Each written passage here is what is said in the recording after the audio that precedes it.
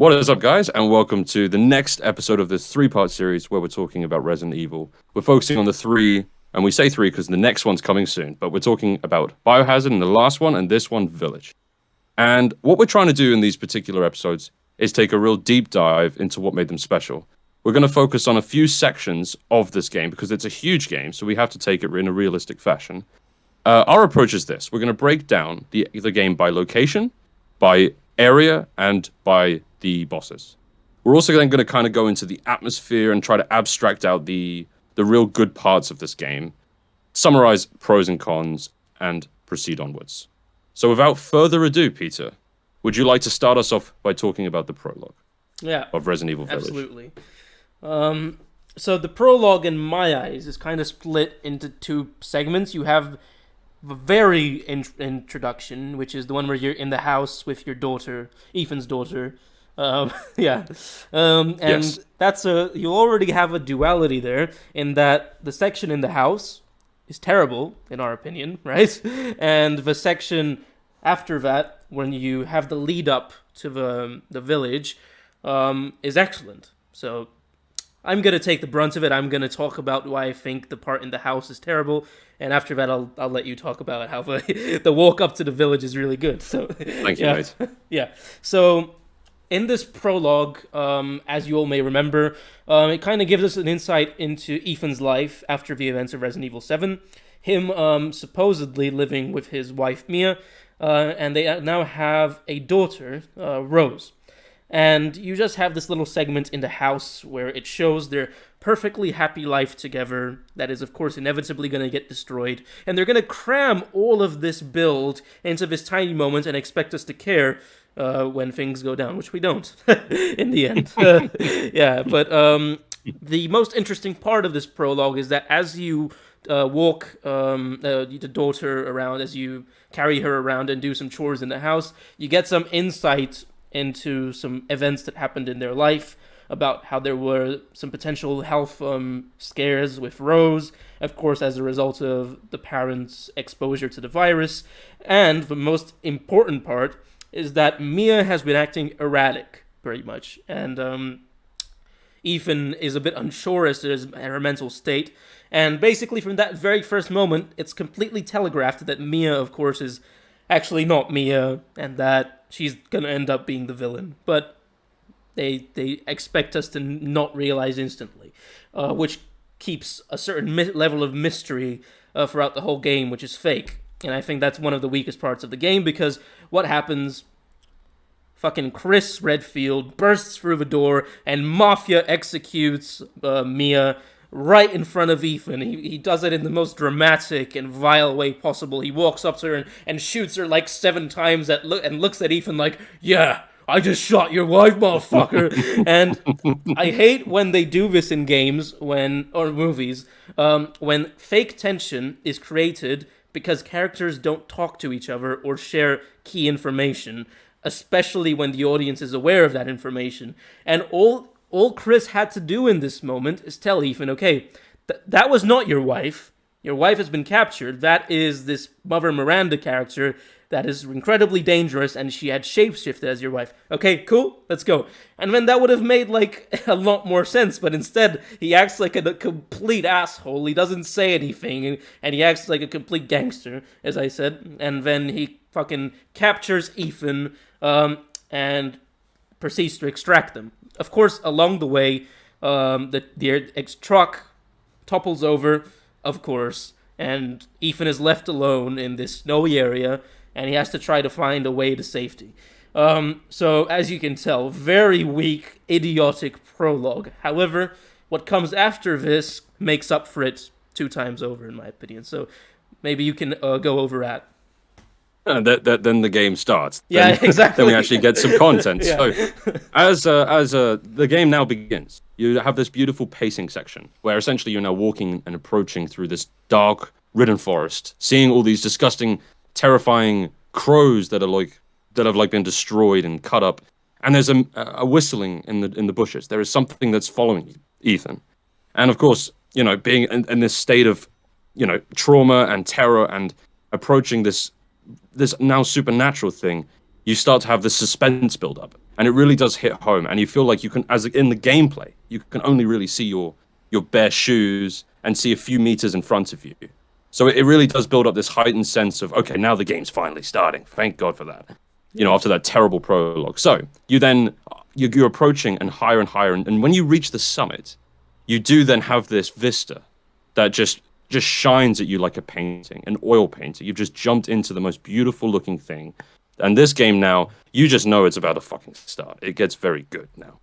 Finally. And really, you just have this beautiful moment where you are starting to descend down onto this village that you see, and you can see it really spanning almost for miles. It looks absolutely beautiful.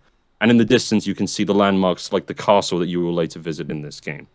So the narrative, as you unfold through, you then start to see this kind of downtrodden village. You start to see that it was once inhabited. You see this horse that is dead that's on the sidewalk.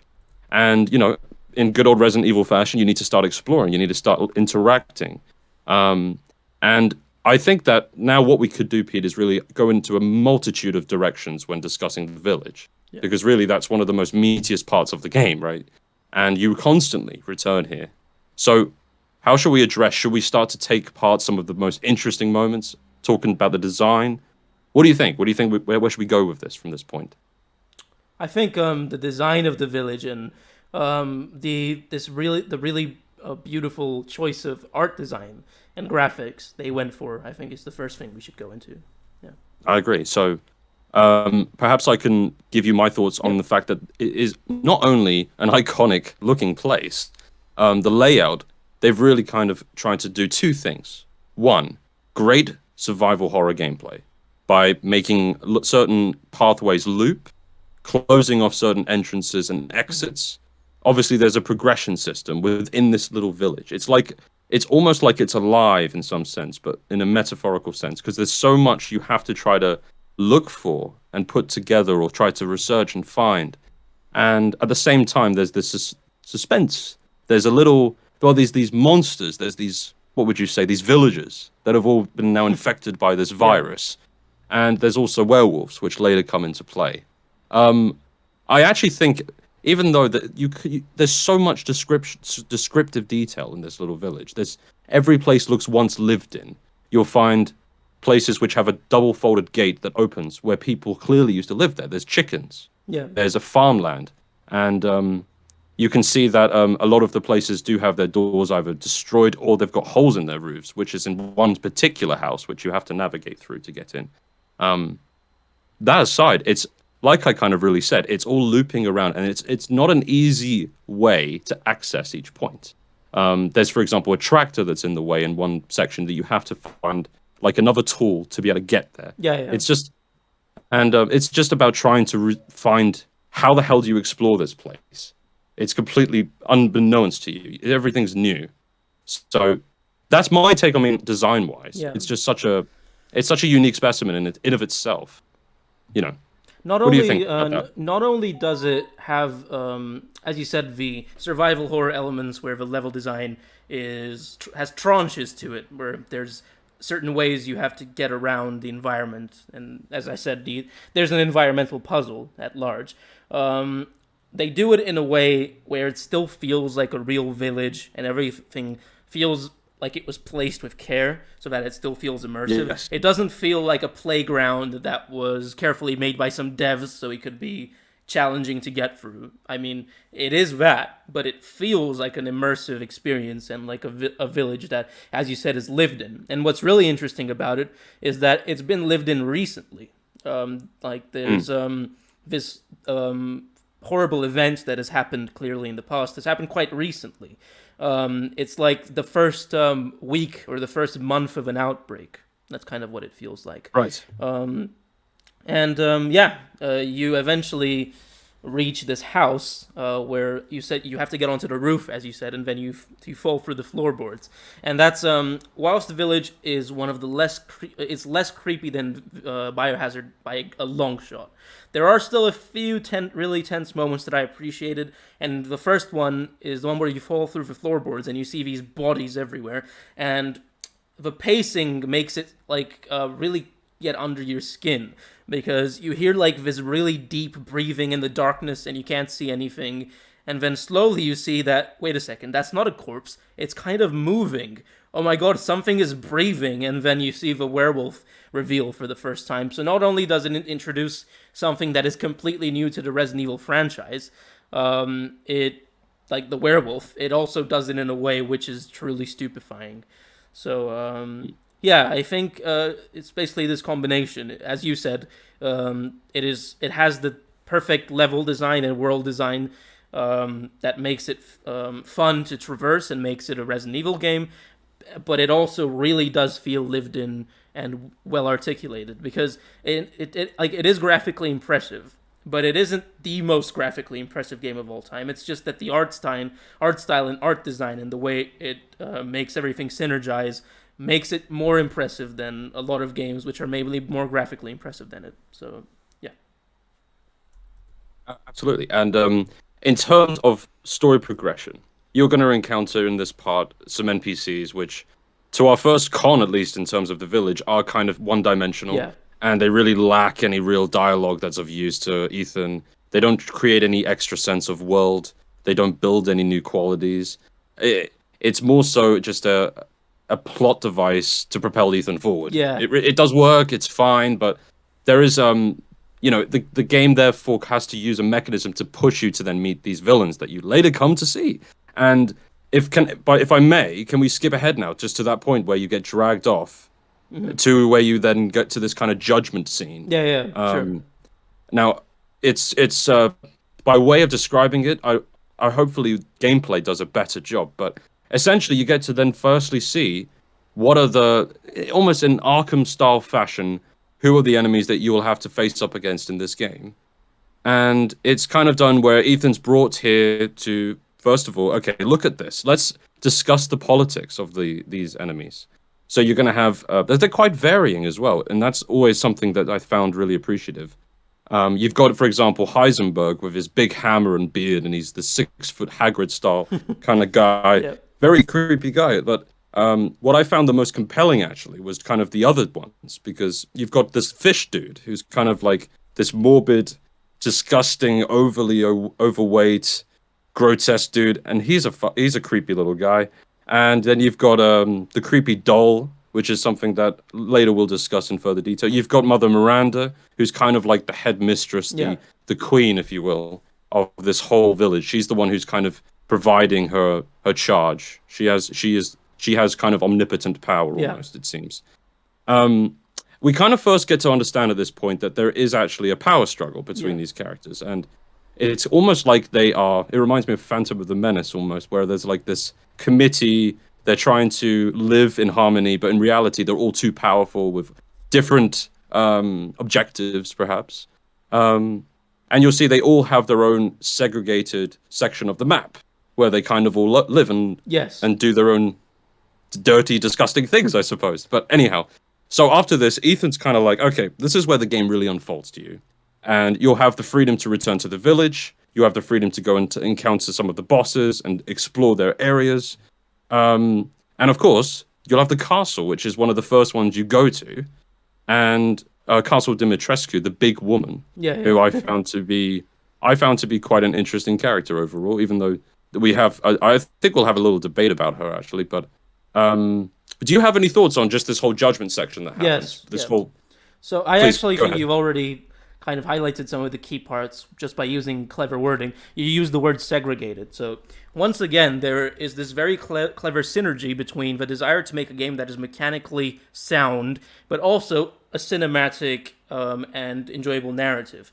And by making them segregated as a result of this power struggle, you have the Arkham setting where there's different areas which have a different distinct style and architecture based around the personality of that character, because if they worked together and they all kind of were in the same area, then it would be much less interesting as a setting. So once again, there's that synergy. And I think the power struggle, the politics of this world are the most interesting part of the narrative, because clearly there's like this onion layer of how the systems of how they interact with each other. If one of the head capos make a decision, it impacts the other one, and then it impacts the grunts and the people below. And it honestly was shown in the villagers as well. The villagers, they live in harmony as long as these enforcers. Deity, I would almost exactly. say. As long as they're happy with them, exactly like a deity, like a ancient god, which is like, it's kind of like the wind. One day they help you, but if you don't give them enough offerings, the other, they completely destroy you. And they're in complete disrepair. They've been praying to Mother Miranda to help them, and they haven't been getting any help. There's been an outbreak. And it was really kind of cool to see how some of them were starting to become like atheist and, I mean like hating these people they once treated like deities, which is kind of a realistic way to show a crisis of faith, which once again makes it even more disappointing that they were used as a plot device. They were all just kind of killed off so Ethan could get to the castle, as you said. But I think the most poignant part is that ultimately, kind of like in real life, even with people who have a lot of power, they're kind of children deep down with child traumas and that don't get solved, and they torture other people as a result of their character flaws. Because ultimately, all of these people, as you find out later in the story, Moreau, the doll, Heisenberg, Alcina, they're all basically just kind of like test subjects. They were kind of experiments of Mother Miranda, and ultimately all of them just want to be her favorites. Like, you crave the love of your mother, you want to be the favorite child of your mother, right. Even though, and they have this kind of rivalry between them, but ultimately the reality is, as you find out in the end, is that Mother Miranda never cared for them like children, that they were just tools to an end, and she considered all of them to be equally failures. And there's like, I don't know, I think like that's the most interesting part of the narrative. The Judgement scene is very good in that sense. And then you have the transitionary ploy to get to the castle, which maybe you can go into. So, yeah. Well, I'd rather you did. All I wanted to share was just that there's kind of this. It's a slight tangent, but we did recently do Biohazard, didn't we? But it's almost like after you understand the politics of Village, really, it is kind of a similar atmosphere of this misery and oppression. Yeah. And this almost just the inability to have any happiness. That's kind of the feeling I get from both of these games. I don't know if that's a fair assessment.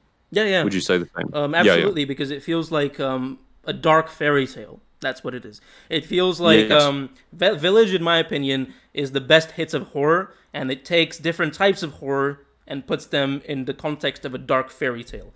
And all of the villains are different nooks and crannies of certain horror genres. Like, the doll is kind of like Silent Hill. It's psychological horror, etc. So it's like the darkest recesses, but in a very diverse fashion, which is I think the biggest strength of this game, and in some people's opinions perhaps its biggest flaw as well, because it's eclectic and like it's never boring. You always progress into something completely different.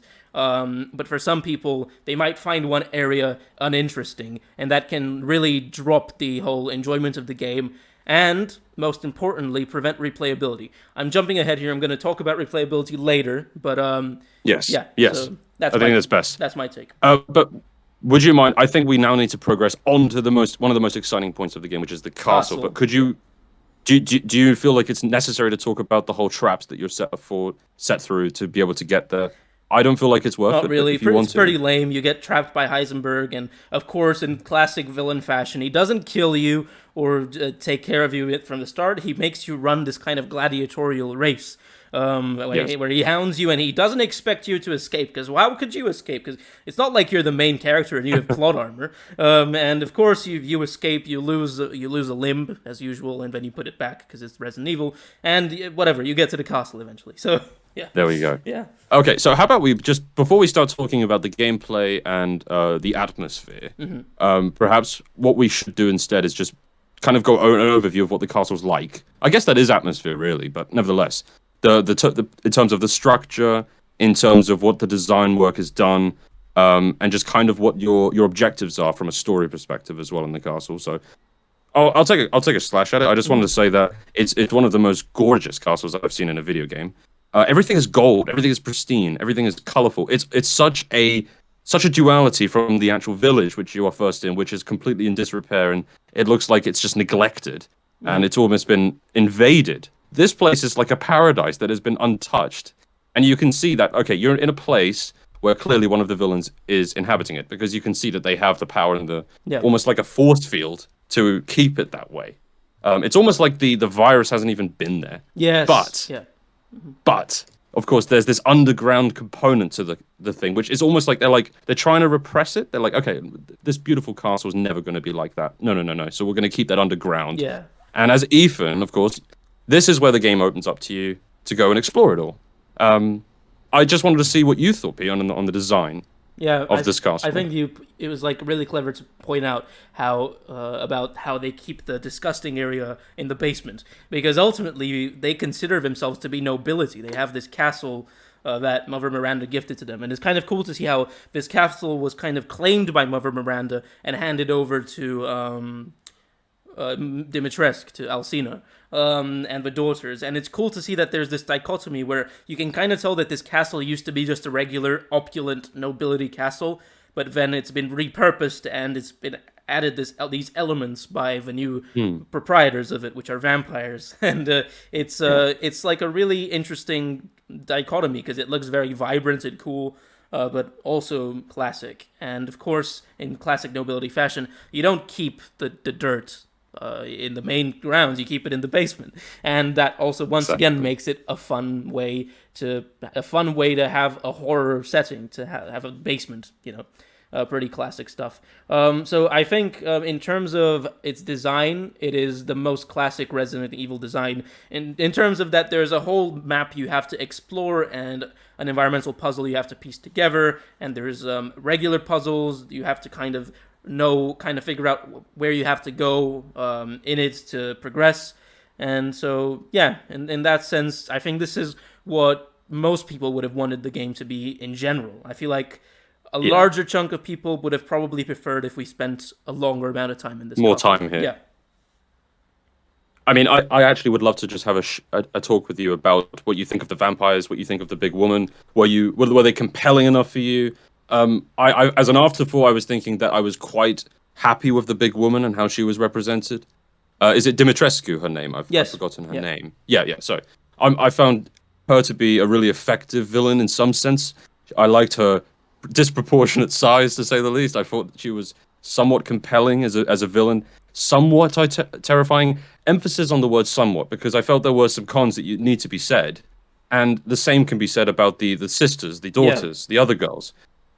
As vampires, I feel like I've seen too many good vampire films, like The Lost Boys and stuff. I want better, something more terrifying. But they do provide the first kind of like real threat in some sense in this game. But it doesn't really land to the extent where it's kind of like where you're playing against Jack in Resident Evil Biohazard. It's like holy shit, that guy. But in this, it's good, and I would say almost like the color palette does most of the heavy lifting. It's like it's that keeps you pulled in. The graphics, the design work. It's less about the horror now. Yes. But it's an open-ended question. But what I'm asking is, what's your thoughts generally on Dimitrescu and the So vampires? I think actually visually and conceptually, I think I'm very happy with it. It's not supposed to be an extreme take on a vampire. It's supposed to be a very classic take on a vampire, on the Romanian style, I guess. The original, which I like. I think it's fine.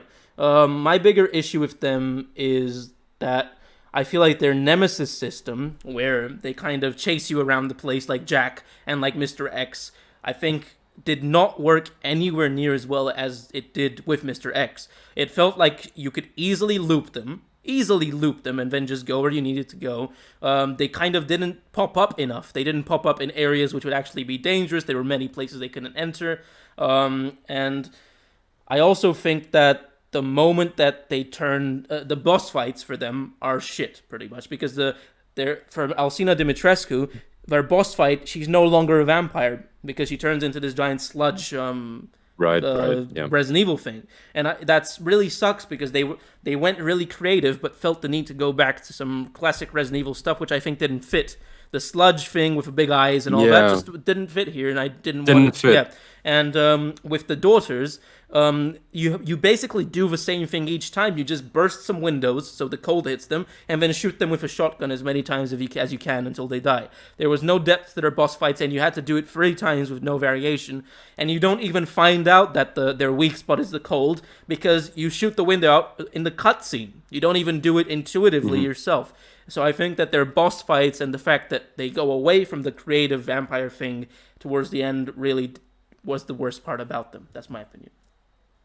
And perhaps it's worth mentioning that outside of the girls, there's a whole, like we mentioned before, there's this whole underground place to explore. There's kind of like these ruins, this like, what would you say, like this prison cell-like block, where they've clearly done some experiments, and you can see the detail, the miraculous detail. You can see like all the previous victims, and again, they kind of come back in this skeletal cloak form, and they're trying to fight you. They're like vampires, essentially. They're holding. I would say that technically they're probably like ghouls or something like that. Ghouls is a good one, actually. And they're carrying weapons, so they're definitely ghouls to some extent. And they have like a slightly unique style, and you'll come across like an underground kind of like cell. A cellar. Like a cellar. Sorry, that's it. Yes. So, and it's all been like flooded in, and there's like light beaming off the water and stuff. But I actually didn't find that to be the most effective area, really. I wanted to be back up in the castle, but I felt like you needed to do one of two things. You need to either go full in with this underground kind of like Gringotts Harry Potter style. You need to make it crazy big, or instead just have a few little areas and then make the castle as big as possible. Because I felt the castle wasn't big enough. I like you kind of mentioned earlier, I would have wanted more in that, because it reminded me of like Resi 2 layout, where it's just you've got like this wonderful area that you backtrack through. Yeah. And I felt like the castle wasn't as big, and I was like, oh crap, I've got to leave the castle at this point. I was like, really? I'm actually kind of surprised. Like, I thought I was going to be here a lot longer. Perfectly fair to say. Only thing I kind of disagree on is I liked the cellar. I agree they could have done more, but I thought it was kind of cool how you had like this puddle of like it was flooded with. And because it's a wine cellar, you don't know, is that wine that it's flooded with, or is it blood? You know, like... Yeah. And I liked how these guys would kind of fall in and ripple the sludge, and you kind of can't tell where they're going to come out from. And it was kind of fun, but I agree that everybody wanted more time in the castle and wanted to have more of that classic backtracking and level design from the castle. I definitely agree with that.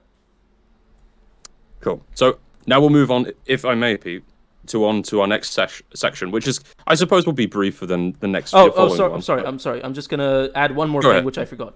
Go ahead, man. In our previous Biohazard episode, we talked about how we were disappointed that the puzzles were a little bit too simple, and we have a lot of puzzles here in Village. And just like in Biohazard, they're conceptually and visually really cool. You have you wrote it down here. We have the statues, that you have to turn around the statues based on a riddle. You have the one where you have to find the maroon eye and put it in its place. The one where you have to prod the fire into once again, these are all really cool conceptually, but they're so simple, and it's initially really obvious what you have to do, and they still haven't fixed that issue, and I really hope they do in 9. That's all I wanted to add.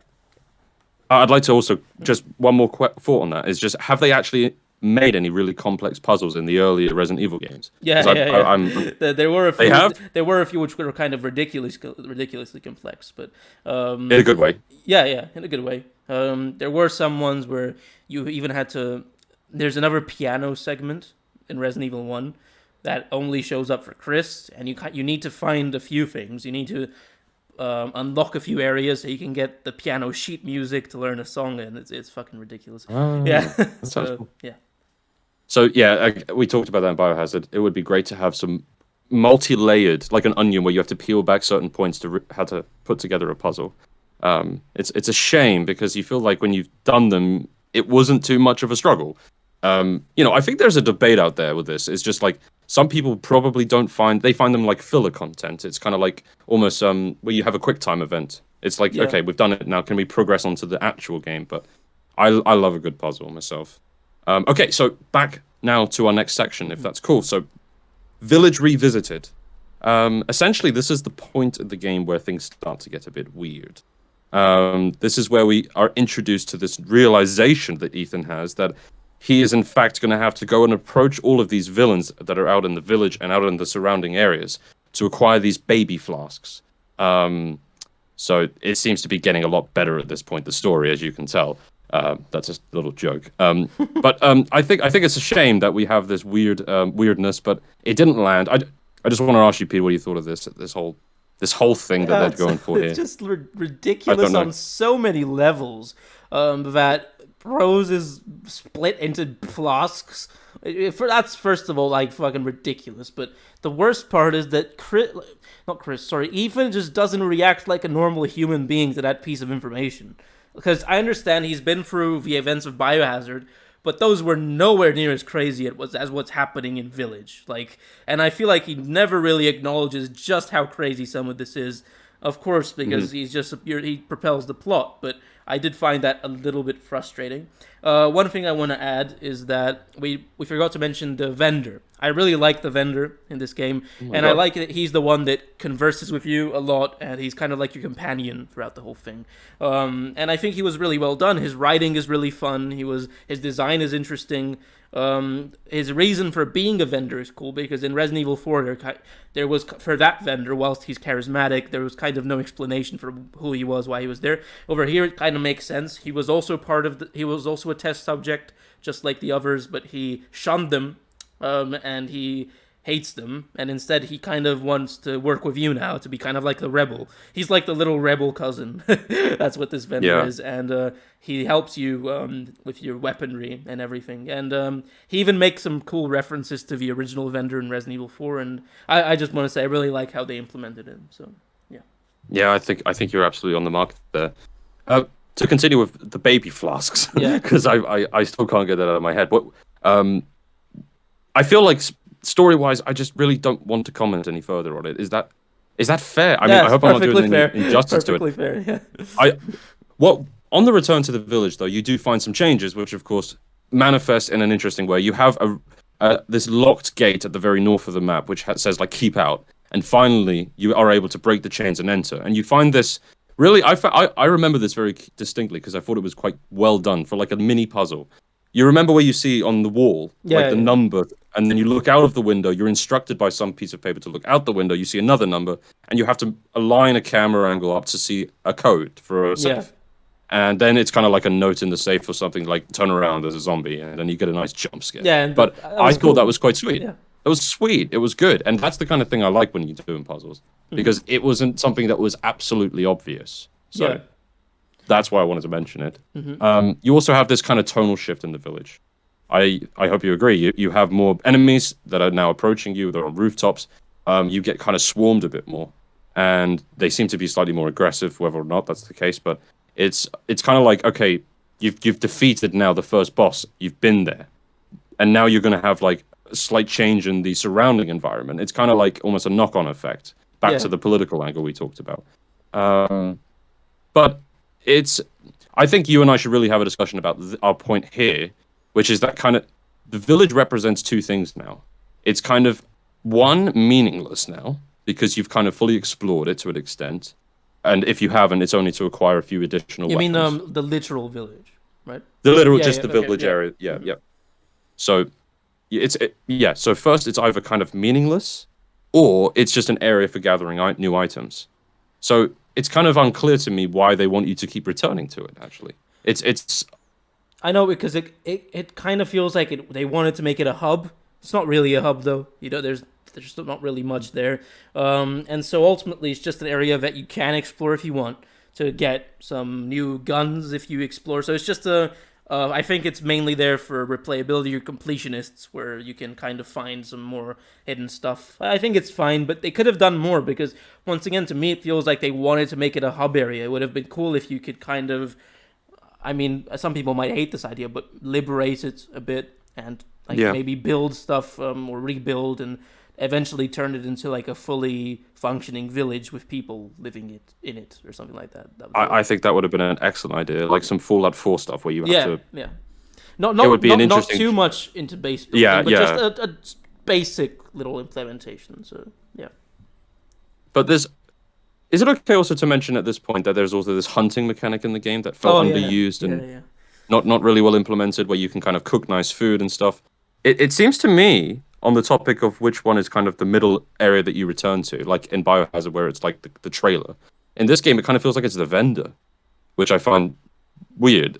I don't know. Maybe I'm wrong. Yeah, you What are do you right. think about that? There are rooms in which the vendor appears throughout the game, and those rooms are the safe houses every single time. So it's almost like the vendor is the safe house. Wherever he chooses to be, that's the safe house area, which is interesting. And in those areas, you also have always some extra puzzle. You have the house puzzles, the classic ones, where you need to find the bowl, put the bowl inside, and balance everything.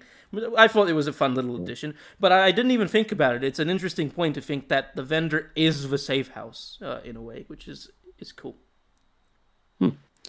Okay. I think we've talked a hell of a lot now about the village. We talked about the castle. I think it's only fair now we go on to one of my absolute and your absolute favorite parts of the game, which is the Beneventio mansion, which features our doll character. This is kind of you have an option at this point to really go tackle either the doll or the fish, the fish man. I think most people would have chose the doll. I was more interested in that, so therefore I think you and I will take the doll first and foremost. Yeah, So, absolutely. Yeah. Pete, give us a crackdown of how you found approaching it.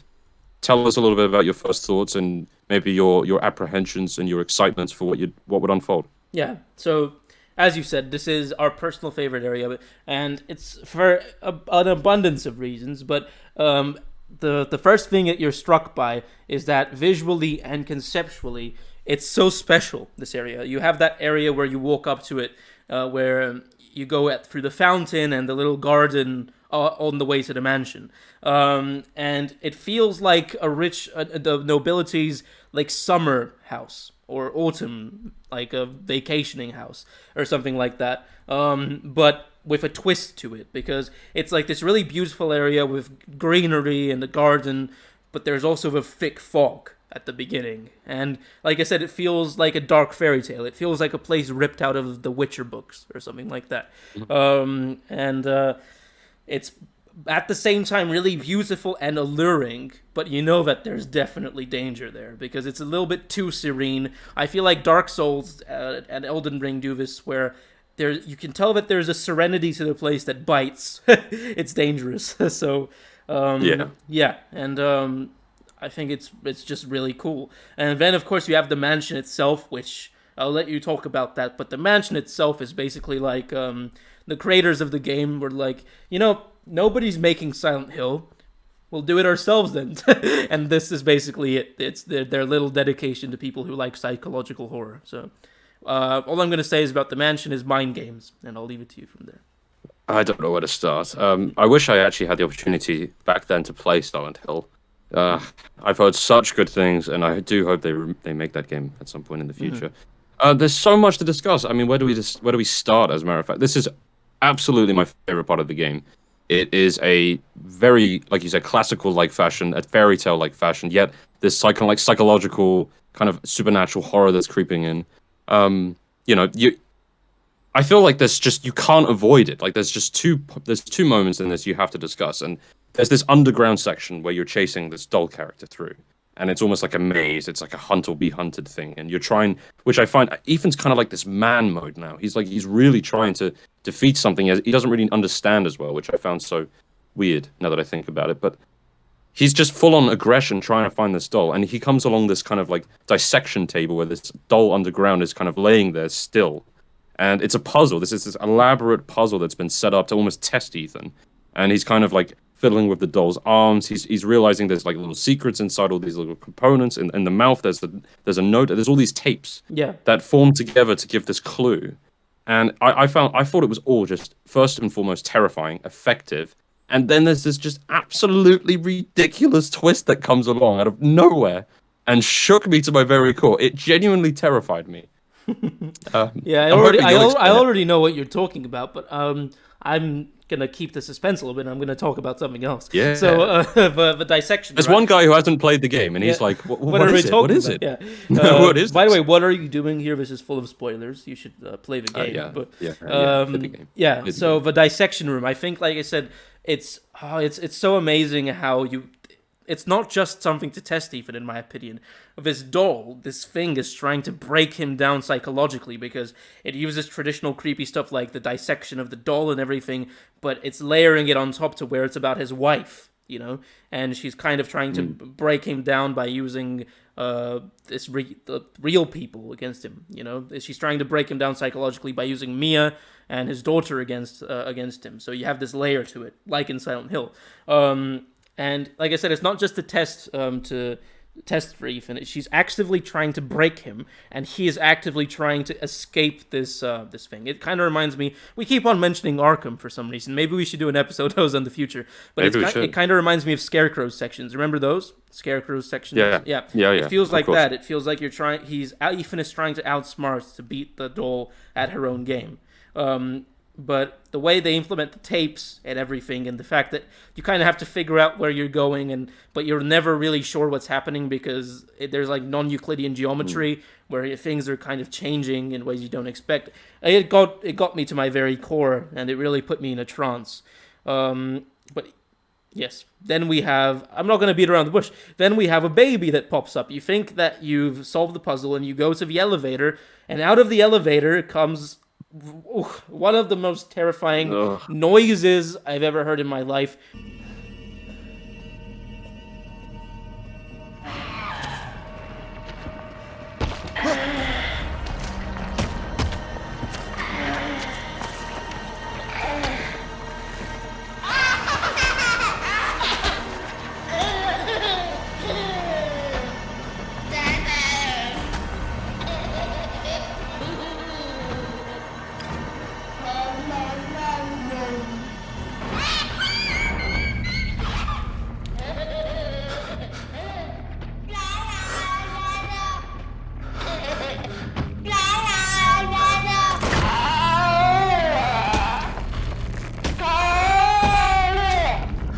The first time, I didn't even... the noise was so terrifying that I didn't even stop to look at what the thing was. I ran. And once again, as in Biohazard, they're really good at making it seem like there's dynamic systems in place where you figure out how to traverse a dynamic world, but it's a trick because it's static. It's just...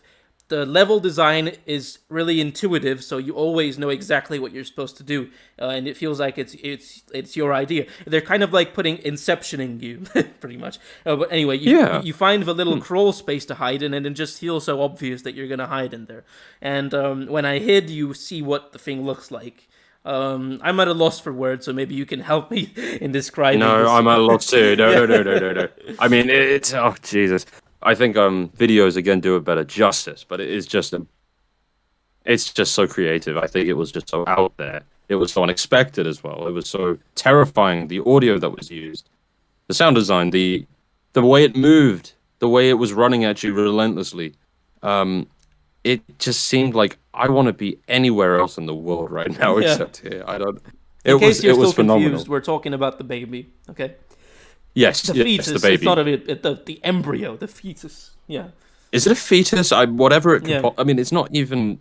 It's not a baby. It's a huge baby. We didn't say the word big. It's massive. It's the size of it's just crazy huge, and it's just terrifying.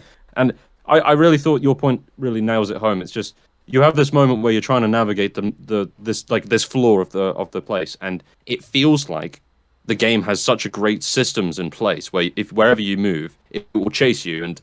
You kind of naturally think of the most effective way. You do some calculations. You just kind of decide where the best place is to hide. And in actual fact, it's kind of scripted to a T. You can kind of see this from a bird's eye perspective. Look, these are the only places you can hide. Yeah, exactly. This is the only way you can really go. But you feel like, look, it was pretty good. Like, it felt quite comfortable. It felt right. So it wasn't like a Cyberpunk walk, where you have to go this way, for example. But sure. Not to discredit Cyberpunk. It's a good game. But it was a hell of a good moment. My con, however, is after that moment where everything kind of hits a real high for me in this game. It's kind of makes me forget any misgivings I had in the past. I hate this whole segment. I don't hate it, but I dislike it where you have to chase around the very front floor to find this doll. Actually, it does. That happens right at the end, I think. That happens right at the end. When so you escape the baby, you go down the elevator, and then you have to catch the doll, and she's hiding in different areas, and you have to use audio cues to find her. It's cute, but it's also a little bit uninspired. I will agree. Yeah.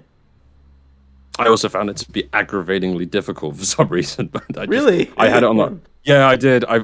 They put the doll in very hard to find places. I noticed, and the visual cue I didn't find to be too easy. So in some sense, maybe that's what I was after, a harder puzzle, perhaps. But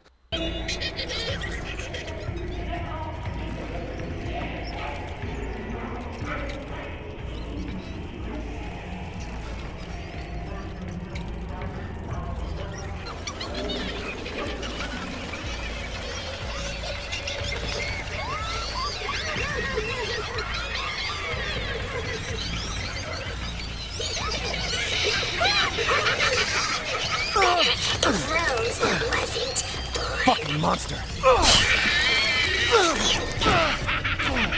But when I got that baby, I felt so good to stab it in the head, like yeah. Oh, it was so yeah, good. it was amazing. Yeah.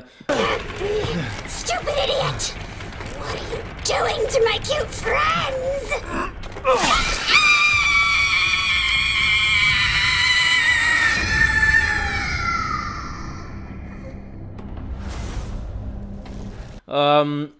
Oh, just one more thing about the baby. Once again, Silent Hill showing its roots, its influences. It's cool that the reason why it's a baby is not just because it's creepy imagery, but because it relates to the fact that Ethan is looking for his baby that is in pieces right now. So that just adds another layer of psychological fuckery to the situation for Ethan.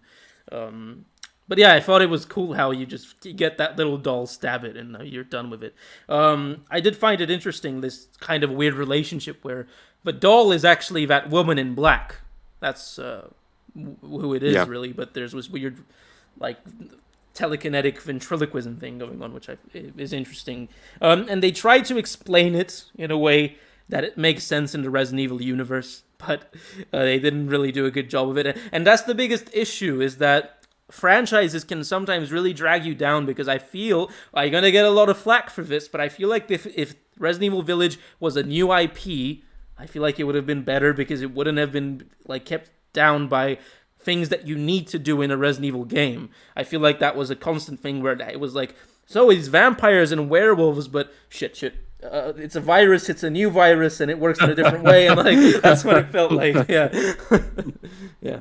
Oh goodness me. Okay, I'll leave that thought out there. That's a good one though. I actually, even though I haven't played all of the past Resident Evil IPs to understand it in full detail, I feel like I understand that to a conceptual point, that it limits something, and unfortunately, it doesn't help the story in some regards in the Village game. Okay, well, nevertheless, should we now return to our next point, which is again on Moreau, the fishman. Sorry, Moreau, and then the big fish, and he's kind of like a weird fish man. And one more thing I remembered about this section.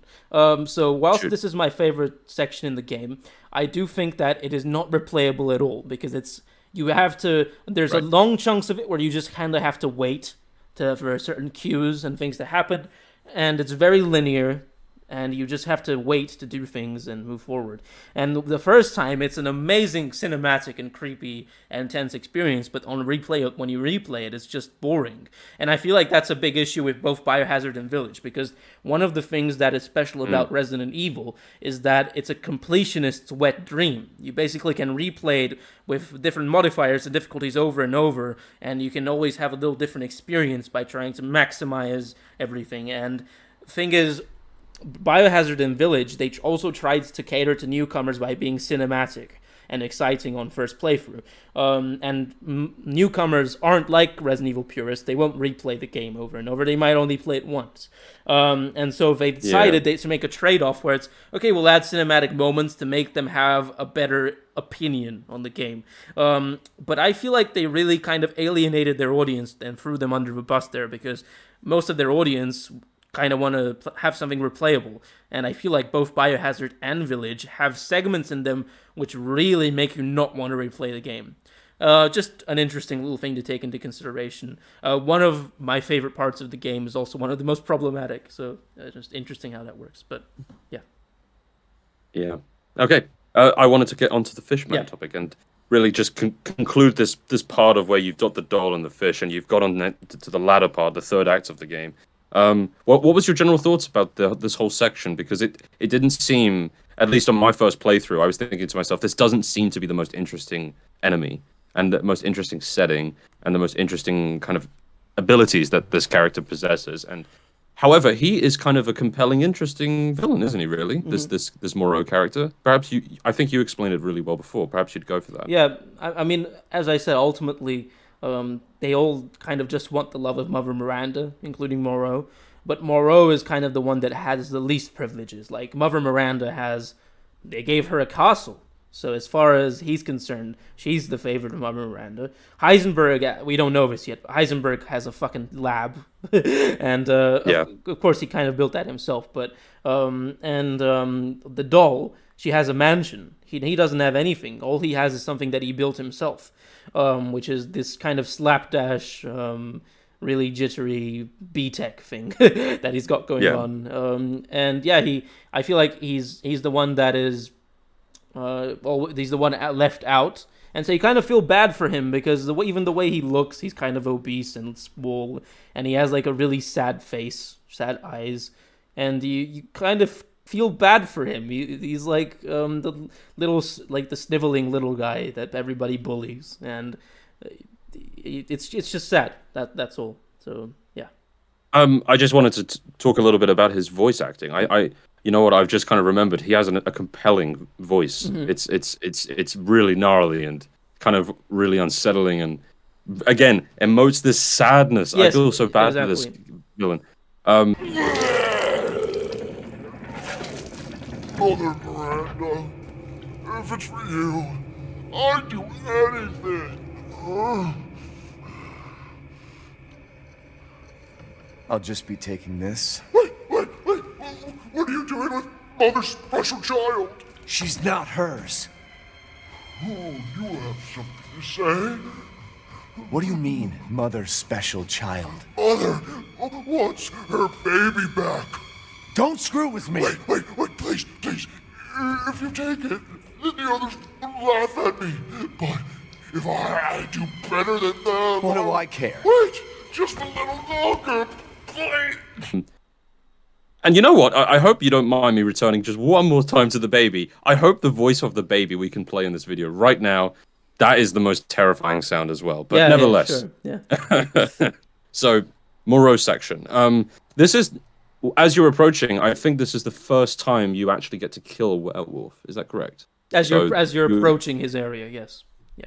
Yes, and again, if you found the gun, I think it's technically not necessarily guaranteed you can find it. No, you actually go out your way and find it. To be fair, you find it in the area where you find the werewolf.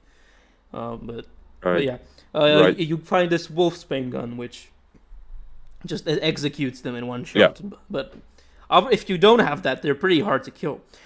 Speaking of werewolves, though, it reminds me of a section that I forgot to talk about in the game, which is at the very beginning in the village. There's that crazy section where you get ambushed by the werewolves, and some of them are on horses and shooting flame arrows at you, and then Heisenberg shows up and looks you in the face in his werewolf form, which is a very great start to the game, by the way.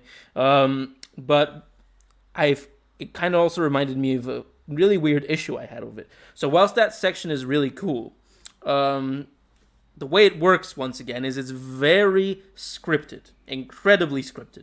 You have to do some certain things. You have to go use the flower keg thingies to stop them, and then go under and out, and then enter a house and barricade, and then go upstairs, and then you fall down. And if you don't do that selection of scripted events, which I don't think is necessarily obvious, they will keep on spawning, and you will just fight forever until you drain all your ammo, because you need to do that selection of events to stop the to trigger the cutscene where Heisenberg shows up.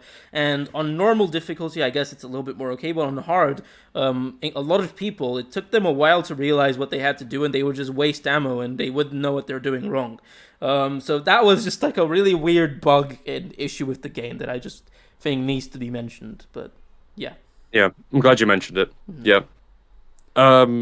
So tangents aside now, so let's return to our morose fella. Yeah. And I think the most significant points to talk and remark about would be definitely the boss fight that we have agreed that is one of the better ones in the game. Yes, I think so. It's a good engaging boss fight. It's slightly difficult and it has a nice setting. There's a couple of mechanics you have to understand in the boss fight, like taking cover and finding and trying to navigate this kind of goo infested area. You have to try to shoot them and find around. And you also have a mine shaft, which is pretty fun that you need to explore. Yes, I like his area, to be honest. I think in terms of exploration, it's quite fun. But yeah. There's some mini game tasks as well, like navigating and finding these like wheel things to turn the windmills as well. You have to do these kinds of things, and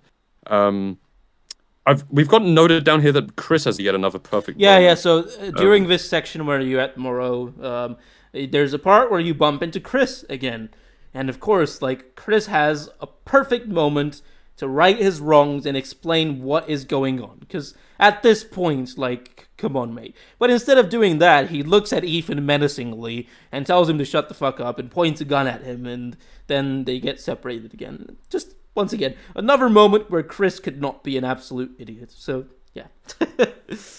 Yeah. Furthermore, I think we've talked about we talked about a few of the most significant things in this with this particular area. But there is kind of like a real abruptness to how this ends, really. Once you've defeated Moreau and you've kind of dealt with him, it really just kind of sends you off again, and you start going through a whole new section of the game. It felt like a very quick and blunt shift to progress the story. It didn't feel so significant that Moreau had died. It didn't feel significant that you didn't feel defeated Dom. significant at all. You just had to find this flask, and you even find it at the beginning, but you're just stuck in that area you need to escape in. Well, once again, it had some fun parts, and you could beat, and the boss fight with Moreau was fun. I also like how you have a boat section, which is reminiscent of Resident Evil 4, with where you have you have to dodge this kind of sea creature, very reminiscent of 4. And, right. Yeah, it was a cool area, but ultimately of not much substance, really. One little funny bug that I encountered in the game is, after you beat each main villain, you can sell their parts to the vendor, and the vendor always makes like a little clever, smart-ass comment about them, about the character.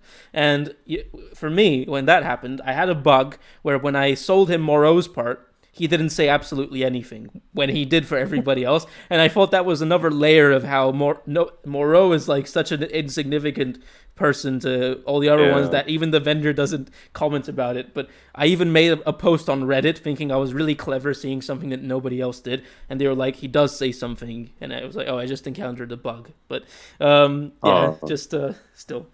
It would have been a lovely touch, nevertheless. Yeah. Okay. So I think now we need to push on to the last act of the game, which really, I think, unfortunately, we're going to present some controversial views, perhaps. You and I have discussed this at length prior to recording. We're going to outlay our thoughts anyhow. But we have this whole section where we're transitioning. We've labeled it the transition to the factory. So this is where you go through a lab and a fortress. And it's all leading up to this whole big reveal about Frankenstein's army. The Frankenstein's army, yeah. Yeah. It's all about good old-fashioned, there's a lot to talk about. So how do you suggest we start this? I believe that you have made a point here that I think you should take. Oh, I'm going to say I wasn't crazy about this area. I think Moreau's area was already very action-packed, full of long, drawn-out gunfights. And then this area is just that again. You have another boss fight with a werewolf, which is really easy. And you have a bunch of guys you have to shoot. It was just uninteresting and unnecessary, and it kind of dragged the game out in a way that wasn't necessary. Because, weirdly enough, like I said, in Biohazard, one of my issues was that it kind of dragged out for a little bit too long towards the end and lost its luster. And in Biohazard, I do think it maintains its luster for longer, but then it's even longer than that. And once again, you have the same issue, but it's a longer game. And this brings me on to a bigger issue I have with the game. Whenever it has sections which are dedicated to gunfights, I think it's really a weak segment, because the combat, whilst okay, is not that fun. It's not that intriguing. It works for what it is, but it's not the best shooter out there. And I really feel like Resident Evil 4 did it better. In Resident Evil 4, there was so much depth to that combat system. You could punch, you could kick, you could, based on which direction you did it in, we had a different animation, which resulted in a different spread. You could the guns, you could use them in more interesting ways. Whilst here you don't really have much of that eclectic array of like how the combat works, which is why I feel like it's a wasted point in the game when you have a section dedicated entirely to just a firefight. So this is kind of all this section was. So yeah. Yeah.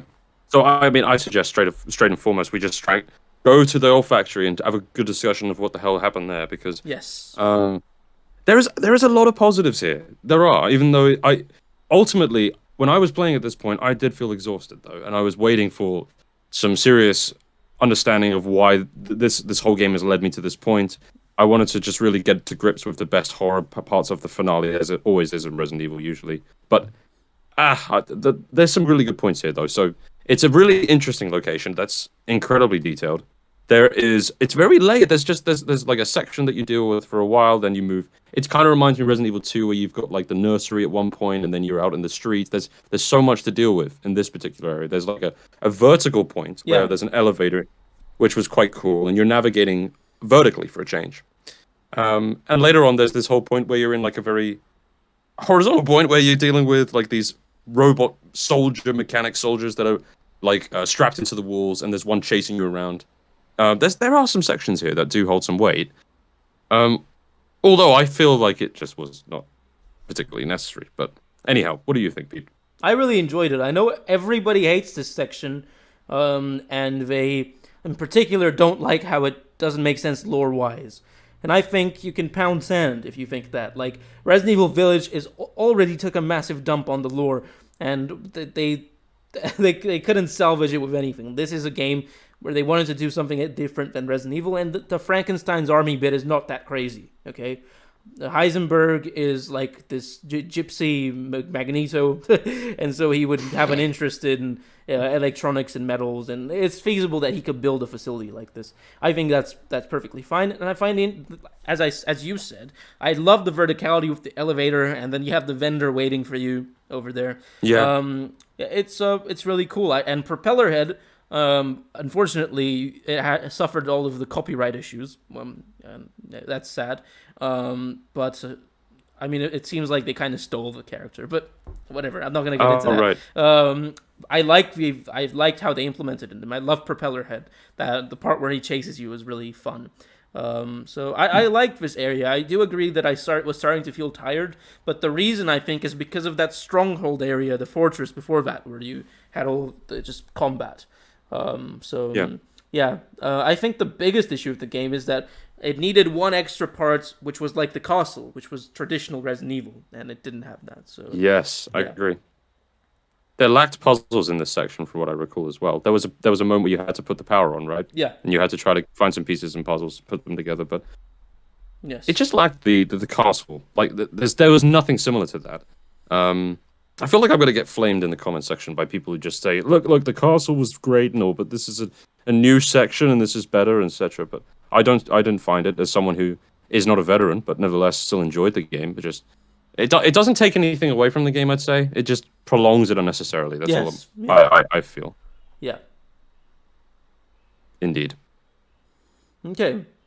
And now I believe we should move to towards the boss. The boss fight with Heisenberg, where you use the tank.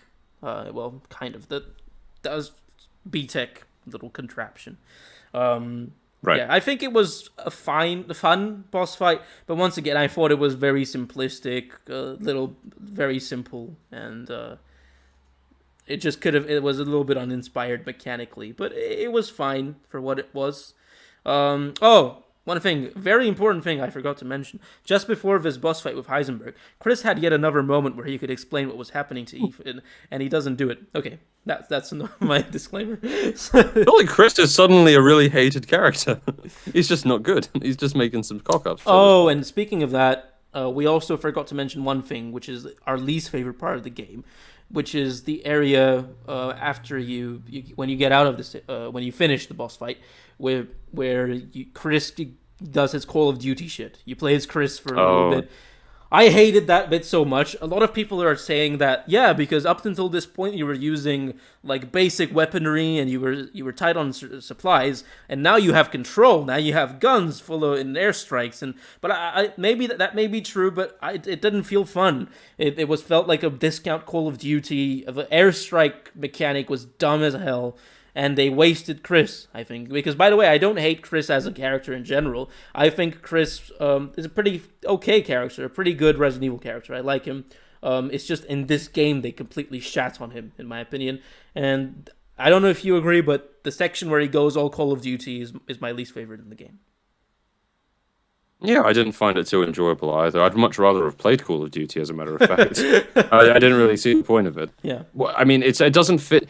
Has there been a Resident Evil game where they've done something similar to this before? Yeah, I was thinking to myself, not, yeah. Not in first person, but basically what happened is Resident Evil 4 is a brilliant game, by the way. But I've heard it is. But Resident Evil 4 was the place where a change happened, because where Resident Evil 1, 2, and 3 up until that point was classic survival horror where there wasn't really much combat. It was just about level design and backtracking and all of that.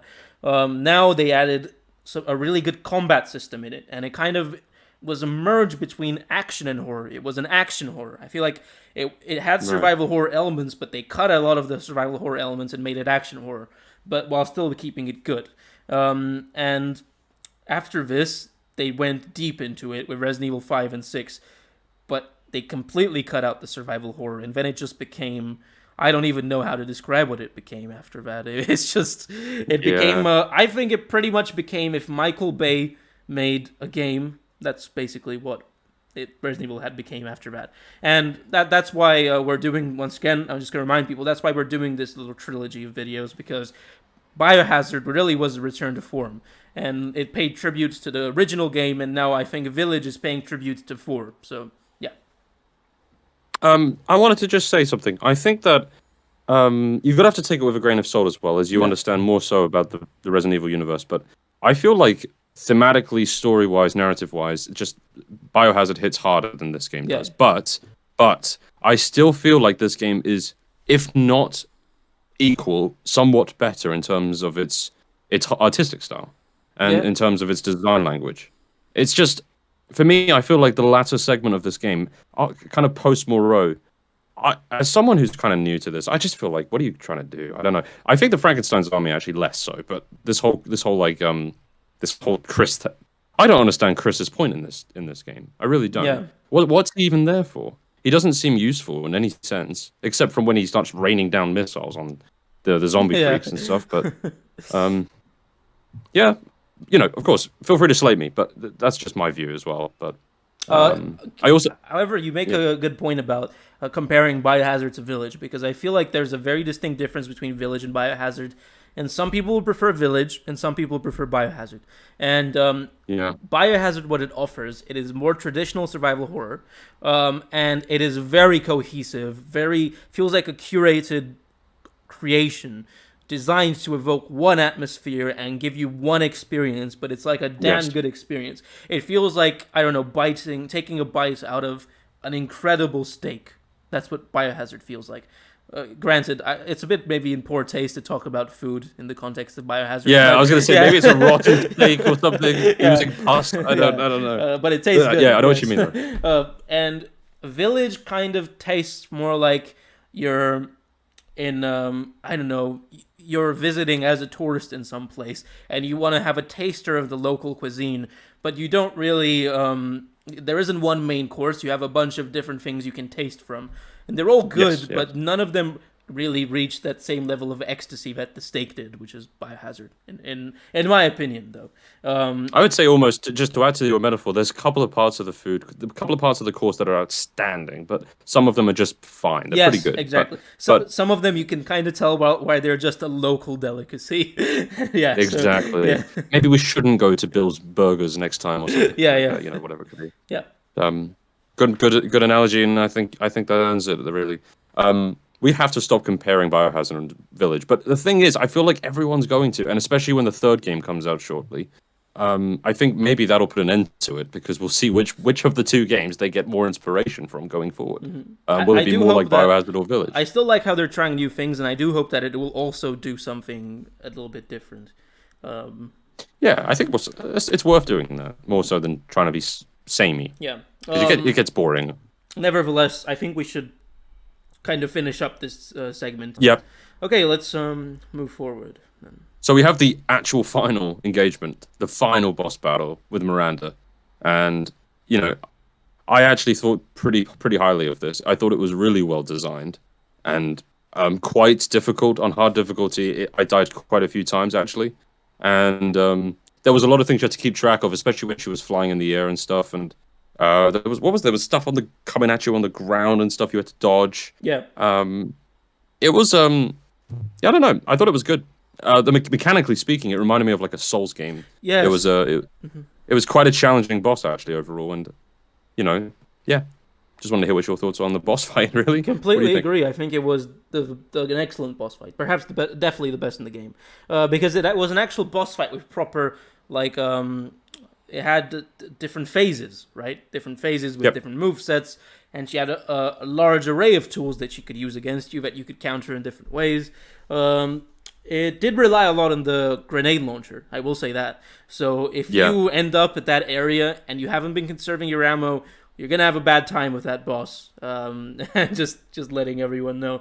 But yeah, I think she was a very good boss overall. The biggest issue with her is that she's a bit of a nothing character, in my opinion, Mother Miranda. The whole story where Ethan is... I'm sorry, I'm just going to talk about this now. The whole story where Ethan is a molded... and he basically made a child with Mia, and she has elements of the molded and superpowers, and I really feel like that's the story. Just the car is off the cliff, like I don't know, and the whole tie to Mother Miranda I think is a little bit ridiculous, and yeah, but the boss fight itself was good. We've got to continue talking about the story now. The finale of the story. It felt so foreign to me. I have to be honest. For me, I didn't really grasp any of what was going on. I didn't found it to be grounded in reality of what Really? they were trying to. Yeah. Who would have thought? And I don't know. For me, I didn't play this game for the story, albeit, and I don't think many people do, to be honest. But So I guess this is the end of Ethan, huh? Let's put it that way.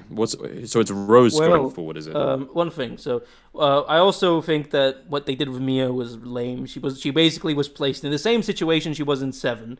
So that's already a bit tasteless in my opinion. That she's the damsel in distress yet again. She's always the damsel. Yeah. But as you said, Ethan's dead. He technically, and the next game is definitely going to be with Rose as the main character. I think that's cool. Rose seems pretty cool as a character, and I think the what it opens up. Now there's a little bit of danger here, but what opens up is the fact that Rose has superpowers, right? Because she has elements of the virus embedded in her. So apparently she can do some pretty wild stuff. She even threatens the guy, the Secret Service guy, in the ending cutscene. So that opens up a whole can of worms where Resident Evil 9 could have superpowered combat, and that could be fun, but that could also be bad, because I hope that doesn't mean that this trilogy is literally following exactly the same trajectory that the original games followed, where it was survival horror, action horror, Michael Bay.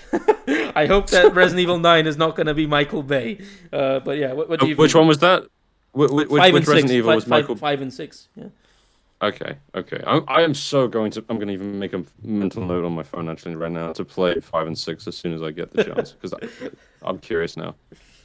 I think unfortunately we're in common agreement, which maybe creates a lack of good conversation. But while Village is a masterpiece in so many respects, I feel like they're edging towards this more supernatural side and less away from this what we described as almost the Biohazard formula that they did in the last game, which is just more focused on the survival, more focused on the horror, on the intimacy of the moment. Yes. Yeah. Instead, it's going to be like this theme park ride. I feel where they're trying to.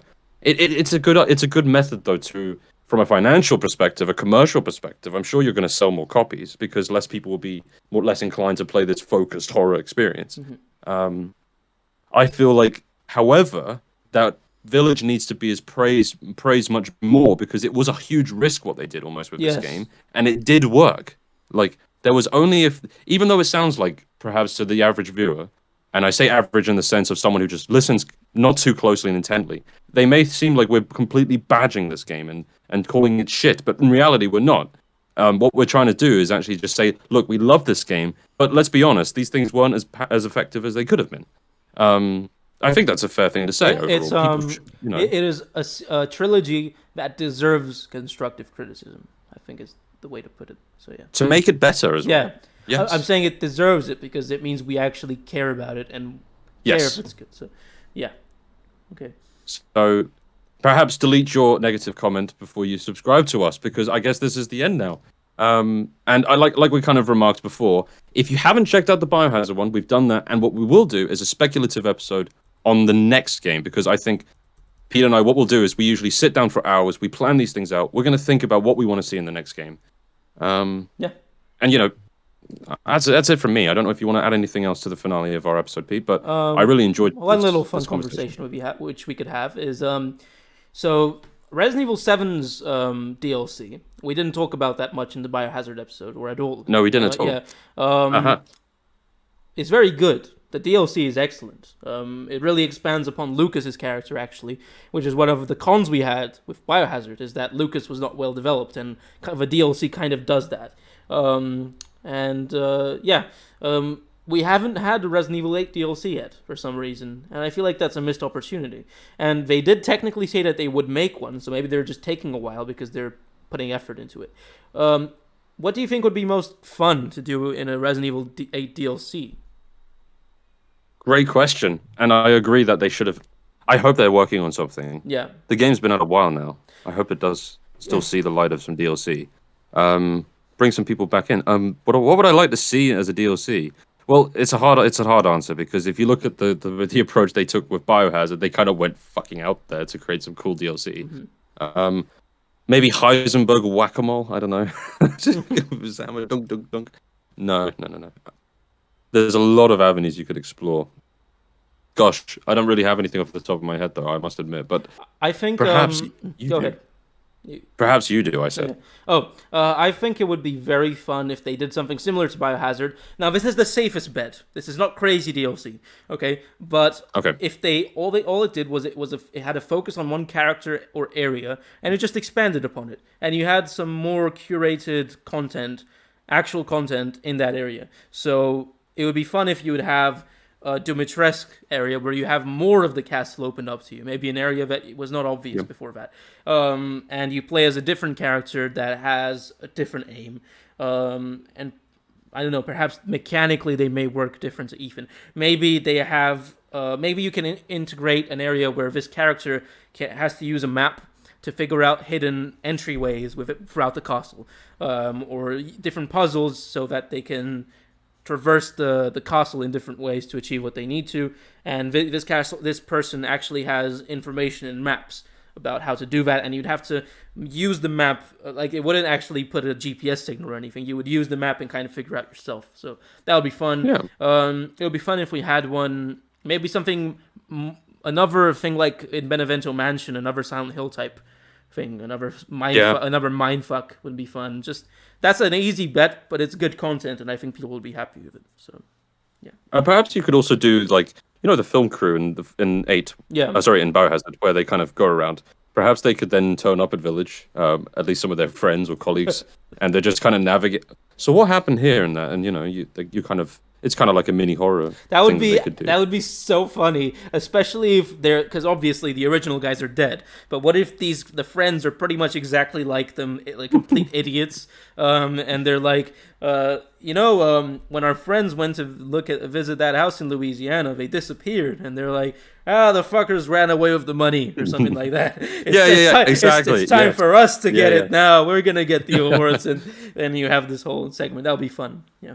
And maybe they find the big woman, and and then there's some terrible shit that happens to them. I like the idea of the camera crew. What if they come in? Because as we said, one of the things we liked is that when we get to the village, it's recently abandoned, and up until that point, there was a community, a fucked up community that kind of worked there, and they kind of coexisted with the monsters. And what if you, as the camera crew, arrive when the community is still there, and you're trying to do an expose on this village of people living there? Yes. And then you have like a Midsommar type thing where you get to the point where it is at the beginning of Village. That would be fun. That's an idea. Yeah. And perhaps the whole map is open to you, and you can kind of go and explore the villains as well and see what they're up to. Yes. And they're minding their own business. They're not having any issues at this point. Exactly. Yeah. It would be so cool to see all of the villains and this world when it isn't in disrepair, when it's kind of still. Yes. Yeah. That would be a good DLC, man. That would be. I'm telling you, that could sell. And I was also going to share with you another idea about what if you get to play as one of the villains, and you get the reverse experience of trying to hunt the Ethan running around the castle or something like that. I like that a lot. I'm not sure. Yeah. I can't remember if they did that in Biohazard in any of the. I think they did do that in Biohazard in one of the DLCs. Yeah. Well, anyway, the problem is there are like huge DLCs, and I remember Biohazard had kind of like little DLCs. Yes. Yes. There was like mini games in some sense, but there's some cool thoughts for food there. Yeah. If they want to go like make a huge story DLC which expands the universe, I would. Now you're not gonna know what I'm talking about, but there's this classic character in in Resident Evil called Ada Wong, and she's one of my favorite Resident Evil characters, and she's kind of the rogue. You know, she's the one who's kind of friends with the main character, but at odds with them too. She works for another corporation, and there were plans for her to be in Resident Evil 8. And she had even a pretty cool design, but she was cut out of the game. And it would be kind of cool if the DLC explored what she was doing over there, and have you play as Ada Wong. That would be pretty fun. Write Ada Wong Resident Evil 8, and you'll see how she was supposed to look like in the game. But that's what I'm actually doing as we speak, just to see. Cool. Okay, I see her. Yep. Fair enough. Yeah. Oh, remember Carlos? That was from 3. Yeah. Okay, cool. Anyways. Yeah. Anyway, yes. Where were we? Sorry. So summing up, really. Yeah, for summing up, I think that's it. We really hope that a DLC gets made because it should. And that was it. Do you have any summary you'd like to make about the game? Oh yeah, I think that's a good point. So to summarize our episode in short, what have we discussed? So we've discussed from a terrible prologue at the start, which really was not hitting good at the start, and then we get this beautiful introduction to the village, which lands effectively. The village is absolutely pristine. It's perfect. It's designed very well. The castle, very well executed, with somewhat meh puzzles that could have been expanded upon. And again, it's not the most extensive experience, this castle. You're there for a short-lived kind of component of the game. And then you never really get that classic Resident Evil fashion where you get to explore an enclosed area and do puzzles and such and backtrack. You're kind of forced to go to these 2 other locations, which are, one of them is perfect in some sense as well, which is the Dollhouse, the Beneventio Mansion, which is really great. Only positive remarks from there, from a terrifying baby experience. And unfortunately, Moreau's, while has a great characterization, Moreau does, it's a mess section, pretty good boss fight. Frankenstein's army was pretty unnecessary, but overall quite interesting. And, you know, the finale boss was pretty good overall as well. And Chris kind of does not do anything interesting or helpful in this. Because you don't know this, but Chris is a big character in the Resident Evil universe. And he hasn't been the main character in a while. Because in Resident Evil 1, and 2, you played as him. Or you could play as Claire. But yeah. What happened to Claire? That's what I was going to ask you. It didn't work out. Yeah. It did work out. Okay. Yeah. They're on a break. Yes. Her and Leon decided to continue the Redfield bloodline. In an inside joke. Don't worry about it. Okay. But yeah, Chris is a big deal, and they really hyped up bringing him back in this game, and they did nothing with him. Dude is just a brick, like a dumb brick that kind of grunts and does nothing throughout the whole game. And it's very unfortunate, and I don't know why it ended up that way. So, yeah. Oh, and the other summary point to share is just that we both love this game, and our criticisms are not in vain. We hope that they continue to make games like this and improve upon them. I think that's really all I want to say. So, yeah. Yeah. All right.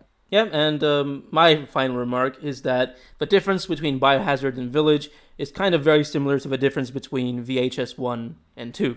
So you should check out those videos if you're a fan of anthology horror. But basically, the difference between these two properties is that one of them is like a curated, very cohesive atmosphere, which is designed to creep you out, and the other one is more about creativity and having fun, and it's like a roller coaster ride. And I think it's interesting how creative teams like kind of teeter between these two design philosophies. But yeah, That's so true. God damn. Yeah, that is really true. All right, Red Pony out.